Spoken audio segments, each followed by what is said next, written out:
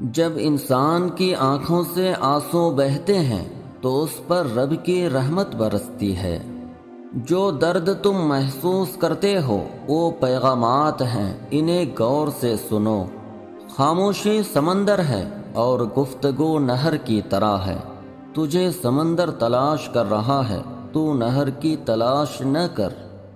ہر فرد کسی خاص مقصد کے لیے پیدا ہوتا ہے اور اس مقصد کے حصول کی خواہش پہلے ہی اس کے دل میں رکھ دی جاتی ہے۔ توحید کو تاریک دل عوام کے سامنے بیان کرنا تباہی اور بربادی کا سبب بنتا ہے۔ دل کے اندھوں کے آگے اسرار کی باتیں کرنے سے بھی فساد کا خطرہ ہوتا ہے۔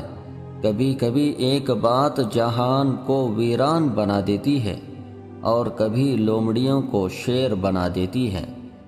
جو وسوسے کا دوست ہے وہ اللہ کی ذات کو کب دیکھ سکتا ہے؟ لوگوں کے درمیان اللہ اس طرح روشن ہے جیسا ستاروں میں چاند۔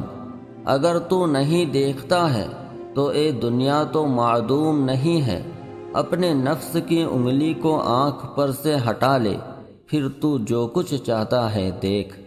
ظاہری گفتگو غبار کی مانند ہے، خاموش رہنے کی عادت ڈال اور اس غبار کو بیٹھنے دے تاکہ تیرے لیے باطن کا راستہ کھلے۔ تمہاری روح کے لیے اس سے بڑھ کر کوئی مرض نہیں کہ تم خود کو کامل سمجھنے لگو۔ بے شک ایک خواہش کا چھوڑنا کڑواہٹ پیدا کرتا ہے، لیکن اللہ کی دوری کی کڑواہٹ سے بہتر ہے۔